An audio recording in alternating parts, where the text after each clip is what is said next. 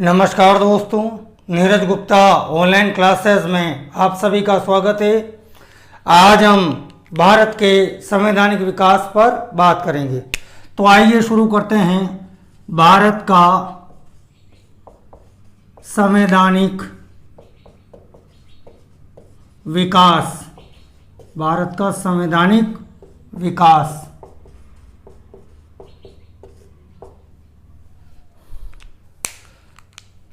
British संसद के द्वारा भारत में शासन व्यवस्था को संचालित करने के लिए कई नियमों एवं कानूनों का निर्माण किया गया था।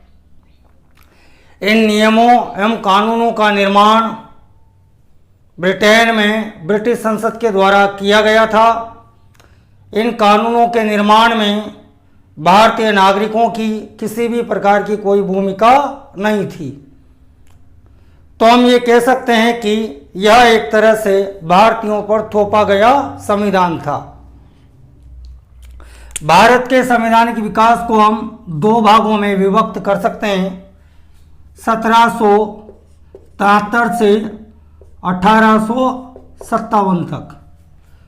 इस समय आप सभी जानते हैं कि भारत में ईस्ट इंडिया कंपनी का शासन था। ईस्ट इंडिया कंपनी का शासन भारत में था। और दूसरा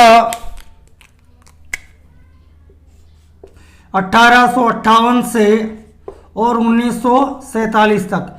इस समय भारत में महारानी या ताज का शासन था, ब्रिटिश क्राउन का शासन था। भारत के संवैधानिक विकास के क्रम में जो सबसे पहला एक्ट आता है, उस एक्ट का नाम है रेगुलेटिंग एक्ट 1773। Regulating act 1773। अब इस एक्ट को लाने का जो मुख्य उद्देश्य था वो क्या था? इस एक्ट को लाने का जो मुख्य उद्देश्य था वो क्या था? ईस्ट इंडिया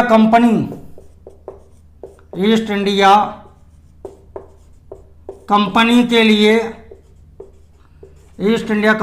लिए भारत में एक प्रशासनिक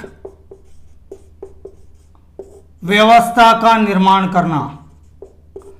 ईस्ट इंडिया कंपनी के लिए भारत में एक प्रशासनिक व्यवस्था का निर्माण करना, यह इस एक्ट को लाने का मूल उद्देश्य था। ब्रिटिश संसद के द्वारा भारत में ईस्ट इंडिया कंपनी के कार्यों को नियमित और नियंत्रित करने की दिशा में उठाया गया ये पहला कदम था। अब इस एक्ट में महत्वपूर्ण प्रावधान कौन कौन से हैं उन पे बात करते हैं। महत्वपूर्ण प्रावधान कौन कौन से हैं इस एक्ट में? तो सबसे पहले बात करते हैं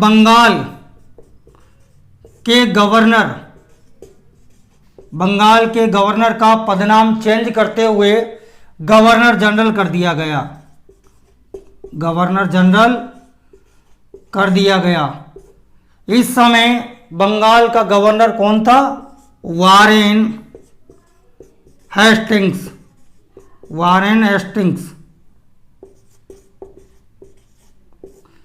इसी वजह से वारेन हेस्टिंग्स को बंगाल का पहला गवर्नर जनरल माना जाता है।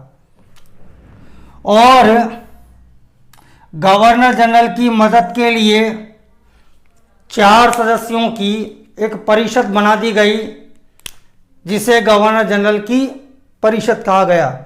गवर्नर जनरल की मदद के लिए क्या किया? 4 सदस्यों की एक परिषद बनाई गई, जिसे गवर्नर जनरल की परिषद कहा गया। वो 4 सदस्य कौन कौन से थे? मानसन, क्लेवारिंग, फिलिप और चौथा सदस्य था, इधर लिख देते हैं, बरवेल। 4 सदस्य कौन कौन थे? बरवेल, मानसन, क्लेवारिंग, फिलिप। इन चारों सदस्यों की नियुक्ति 5 वर्ष के लिए की जाती थी। इन सदस्यों को कोर्ट ऑफ डायरेक्टर्स के सुझाव पर ब्रिटिश सम्राट के द्वारा हटाया भी जा सकता था। और क्या हुआ 1773 में सुप्रीम कोर्ट की स्थापना। सुप्रीम कोर्ट की स्थापना हुई। कब हुई, वो कहाँ हुई? तो सुप्रीम कोर्ट की स्थापना 1774 में हुई। और कहाँ हुई? कलकत्ता में हुई।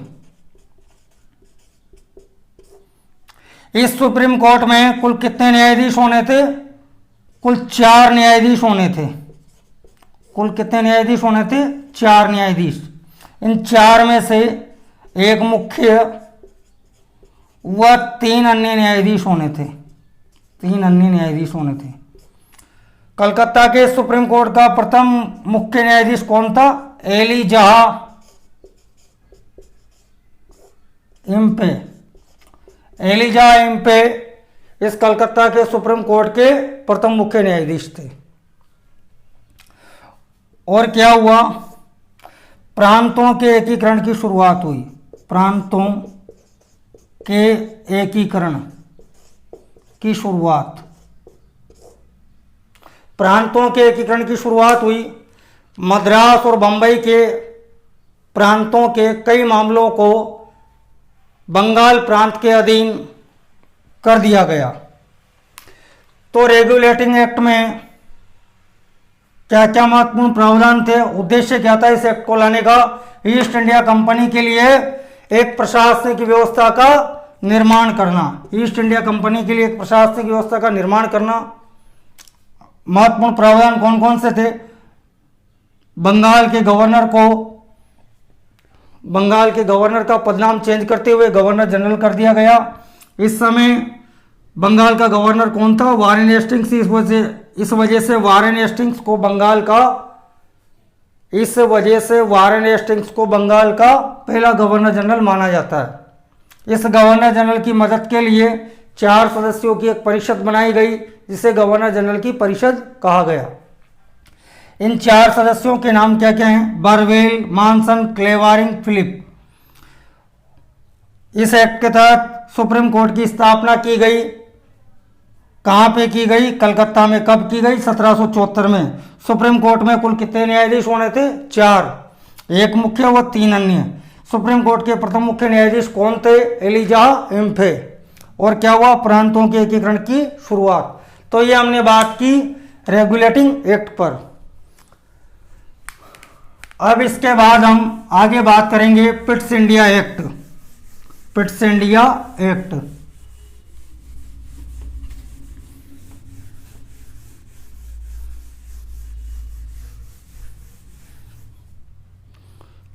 पिट्स इंडिया एक्ट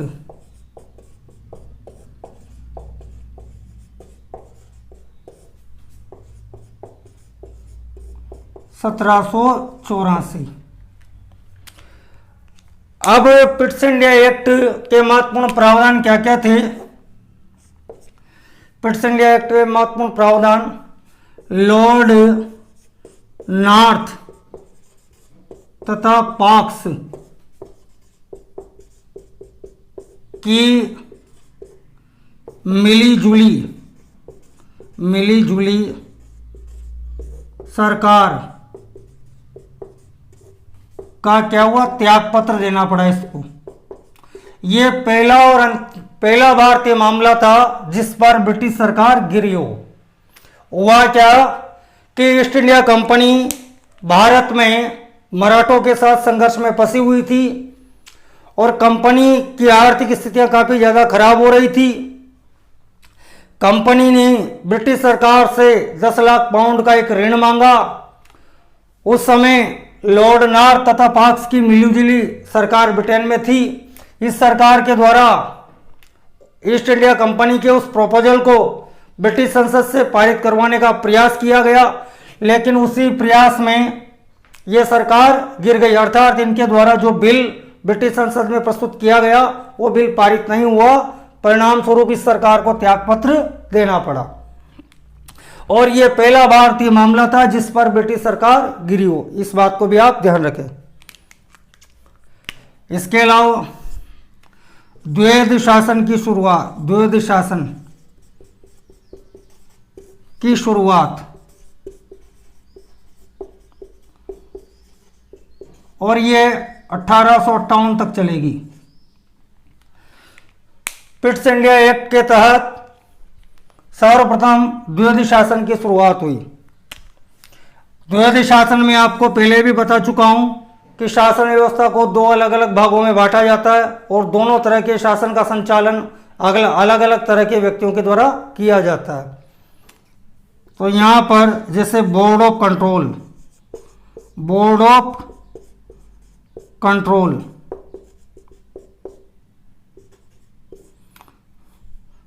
यानी नियंत्रण बोर्ड, और दूसरा था कोर्ट ऑफ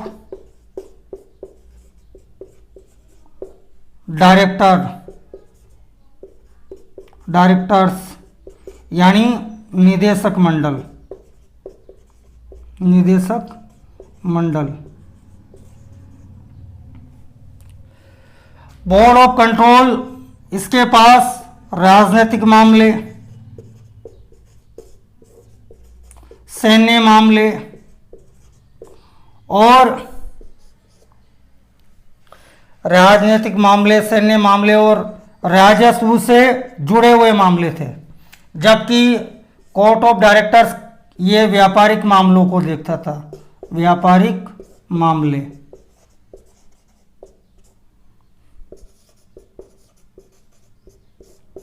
व्यापारिक मामले।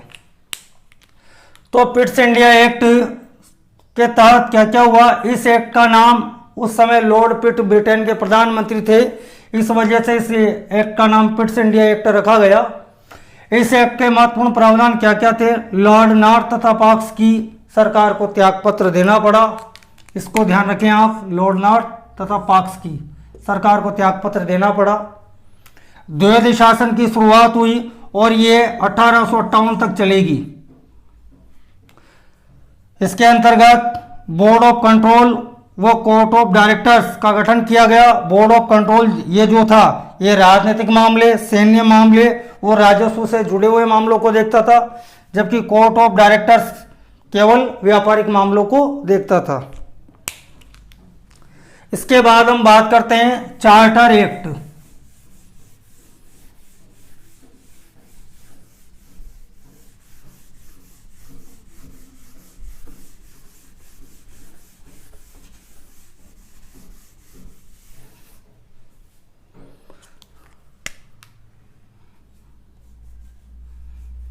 चार्टर एक्ट,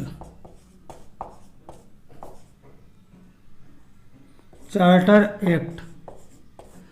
अब ये क्या था? चार्टर एक्ट किसे कहा जाता है? लाइसेंस या अधिकार पत्र, अधिकार पत्र, इसे चार्टर एक्ट कहा जाता है। ब्रिटिश संसद के द्वारा ईस्ट इंडिया कंपनी को भारत में व्यापार करने के लिए जो लाइसेंस या अधिकार पत्र दिया गया था, उसे ही चार्टर एक्ट कहा जाता है। अब ईस्ट इंडिया कंपनी के द्वारा 20-20 वर्षों की अवधि में कुल 4 चार्टर एक्ट पारित किए गए थे और इन चार्टर एक्टों में इस बात का भी प्रावधान किया गया था कि भारत में ईस्ट इंडिया कंपनी का संचालन किस तरीके से किया जाएगा। यह भी प्रावधान इस चार्टर एक्ट में, इन चार्टर एक्टों में किया गया था। तो जो पहला चार्टर एक्ट है, पहला चार्टर एक्ट कब आया? फर्स्ट चार्टर एक्ट ये 1793 में आया। और इस चार्टर एक्ट में क्या महत्वपूर्ण प्रावधान किए गए? 2 महत्वपूर्ण प्रावधान किए गए। एक तो ईस्ट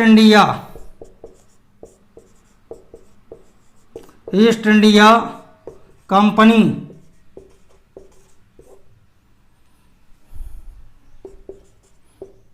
के व्यापार की अवधि को अवधि को अगले 20 वर्षों तक बढ़ा दिया गया। 20 वर्षों तक बढ़ा दिया गया, यानी ईस्ट इंडिया कंपनी अगले 20 वर्षों तक भारत में व्यापार कर सकती है। दूसरा, जो board of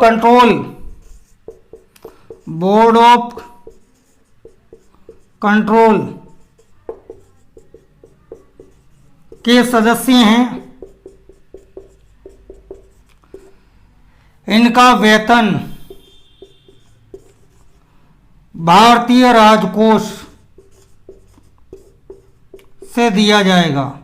board of control के सदस्यों का वेतन भारतीय राजकोष से देने की व्यवस्था की गई। ये 1793 के चार्टर एक्ट के अंतर्गत दो महत्वपूर्ण प्रावधान थे। इसके बाद हम बात करते हैं 1813 के चार्टर एक्ट की।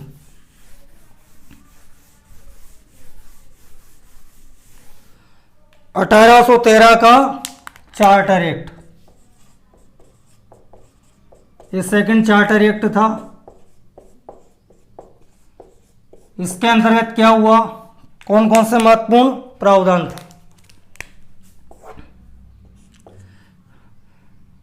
कंपनी की व्यापारिक मान्यता को क्या किया गया, समाप्त कर दिया गया।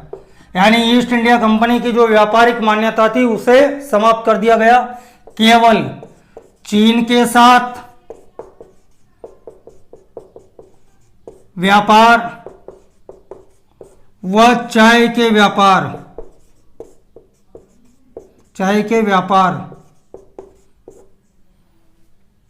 चीन के साथ व्यापार व चाय के व्यापार पर ही कंपनी का एकाधिकार बना रहा। हुआ क्या इस समय कि आपने नेपोलियन बोनापार्ट का नाम सुना होगा। नेपोलियन के द्वारा 1806 में यूरोप के अंदर एक व्यवस्था की शुरुआत की गई थी। उस व्यवस्था का नाम है महाद्वीपीय व्यवस्था।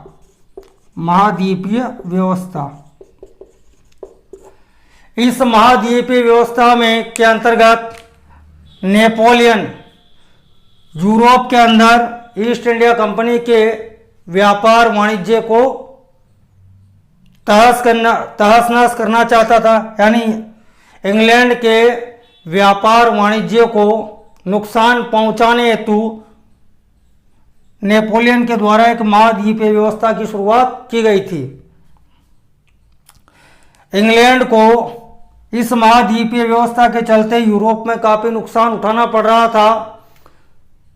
तो ब्रिटेन के अंदर यह मांग उठी कि भारत में ईस्ट इंडिया कंपनी के शासन को समाप्त कर भारत का शासन ब्रिटिश क्राउन को अपने अधीन कर लेना चाहिए। हालांकि ब्रिटिश संसद के सदस्य इस पक्ष में उतने नहीं थे। हुआ क्या, फिर यही निर्णय हुआ कि भाई कंपनी की व्यापारिक मान्यता को समाप्त कर दिया गया और चीन के साथ व्यापार और चाय के व्यापार पर कंपनी का एकाधिकार बना रहा। एक तो ये पहला महत्वपूर्ण बिंदु है। दूसरा, ईसाई मिशनरीज को भारत में धर्म प्रचार की अनुमति दी गई। ईसाई मिशनरीज को भारत में धर्म प्रचार की अनुमति दी गई। और तीसरा जो महत्वपूर्ण प्रावधान था, 1 लाख रुपए भारतीयों की शिक्षा पर खर्च करने की बात कही गई। यानी 1 लाख रुपए वार्षिक, 1 लाख रुपए वार्षिक भारतीयों की शिक्षा व्यवस्था पर खर्च किया जाएगा। तो 1813 के चार्टर एक्ट में कौन कौन से महत्वपूर्ण प्रावधान थे?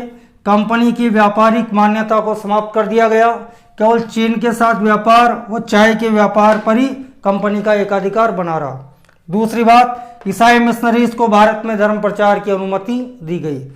तीसरा महत्वपूर्ण प्रावधान, 1 लाख रुपए भारतीयों की शिक्षा व्यवस्था पर खर्च करने का प्रावधान किया गया। अब आगे बात करते हैं 1833 का चार्टर एक्ट।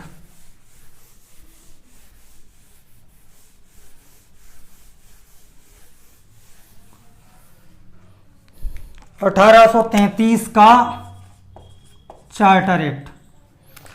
ये चार्टर एक्ट एक तरह से ब्रिटेन में हुई औद्योगिक क्रांति का परिणाम था। औद्योगिक क्रांति का परिणाम था।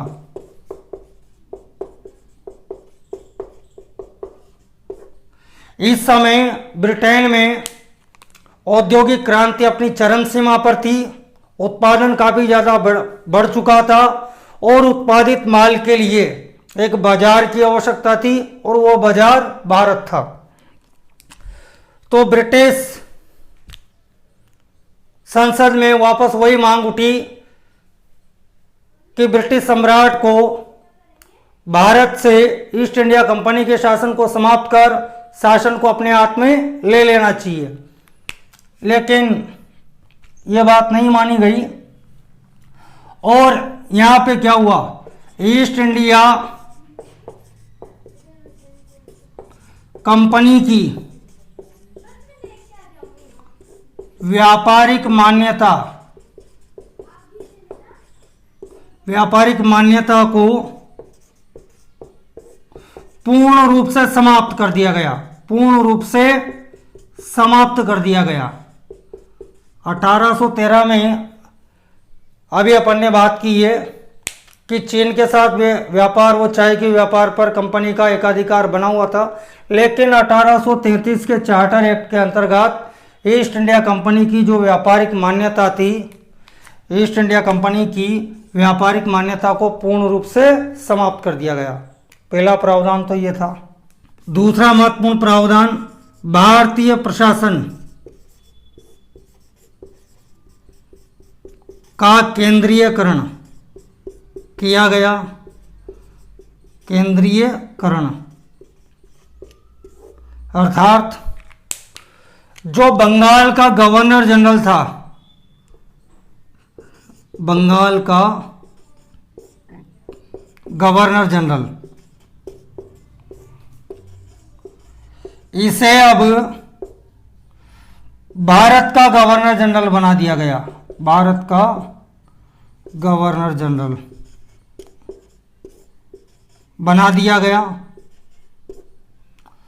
और इस समय बंगाल का governor general Lord William Bentinck था। लॉर्ड विलियम बेंटिंग था, इसलिए लॉर्ड विलियम बेंटिंग को भारत का पहला गवर्नर जनरल माना जाता है। भारतीय प्रशासन का केंद्रीकरण किया गया। बंगाल के गवर्नर जनरल को भारत का गवर्नर जनरल बना दिया गया। इस समय लॉर्ड विलियम बंगाल का गवर्नर जनरल था, इसीलिए लॉर्ड विलियम बेंटिंग को भारत का पहला गवर्नर जनरल माना जाता है। अगला प्रावधान,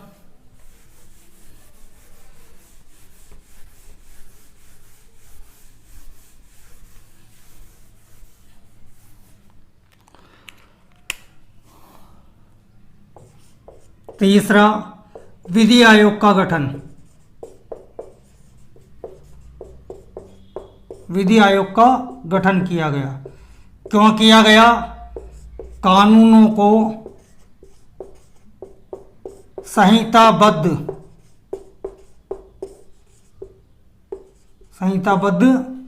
करने हेतु किसकी अध्यक्षता में किया गया? मैकाले की अध्यक्षता में किया गया। यानी अलग अलग प्रेसिडेंट्स में जो अलग अलग कानून थे, उन कानूनों को एक करने के लिए एक विधि आयोग का गठन किया गया। किस लिए किया गया? कानूनों को संहिताबद्ध करने हेतु। और किसकी अध्यक्षता में इस विधि आयोग का गठन किया गया? मैकाले की अध्यक्षता में। अगला महत्वपूर्ण प्रावधान, दास प्रथा को अवैध घोषित किया गया। दास प्रथा को अवैध घोषित किया गया। दास प्रथा को अवैध घोषित किया गया। किस चार्टर एक्ट के अंतर्गत दास प्रथा को अवैध घोषित किया गया? 1833। ध्यान रखना यहां पे दास प्रथा को अवैध घोषित किया गया। 1843 में पूर्ण रूप से समाप्त। दास प्रथा को पूर्ण रूप से कब समाप्त किया गया? 1843 में। इस बात को भी आप ध्यान रखें। 1843 में दास प्रथा को पूर्ण रूप से समाप्त किया गया। और जो अन्य महत्वपूर्ण प्रावधान थे इस एक्ट में, जैसे सब ब्रिटिश क्राउन के द्वारा भारतीय जनता से वादा किया गया कि भारतीयों को रोजगार देने में किसी भी प्रकार का कोई भेदभाव नस्ल के आधार पे, जाति के आधार पे या धर्म के आधार पे नहीं किया जाएगा। इसके अलावा अंग्रेजों को भारत में संपत्ति खरीदने, बेचने व स्थायी रूप से बसने का अधिकार भी दिया गया, वो भी इसी चार्टर एक्ट के अंतर्गत दिया गया था। तो ये कुछ महत्वपूर्ण बातें थी जो मैंने आपको बता दी है। इसके बाद हम बात करते हैं 1853 के चार्टर एक्ट की।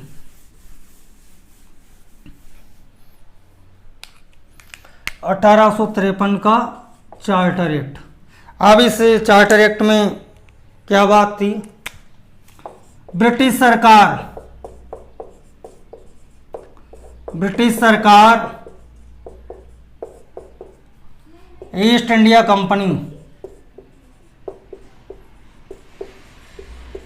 कंपनी से शासन व्यवस्था को अपने हाथ में ले लेगी, अपने हाथ में ले सकती है। यानी इस एक्ट में यह प्रावधान कर दिया गया कि ब्रिटिश सरकार की जब भी इच्छा होगी वह ईस्ट इंडिया कंपनी से शासन व्यवस्था को अपने हाथ में ले लेगी। दूसरा महत्वपूर्ण प्रावधान, सिविल सेवा के लिए खुली प्रतियोगिता व्यवस्था का शुभारंभ। सिविल सेवा के लिए खुली प्रतियोगिता व्यवस्था का शुभारंभ भी इस चार्टर एक्ट के अंतर्गत किया गया था। और सिविल सेवा के लिए मेकाले की अध्यक्षता में एक समिति का भी गठन किया गया था। मेकाले समिति का भी गठन किस लिए किया गया था? सिविल सेवा के लिए। इस बात को भी आप ध्यान रखें। तो आज के लिए इतना ही। ये वीडियो आपको कैसा लगा आप कमेंट बॉक्स में ज़रूर बताएं और इस चैनल को ज़्यादा से ज़्यादा सब्सक्राइब करें। धन्यवाद।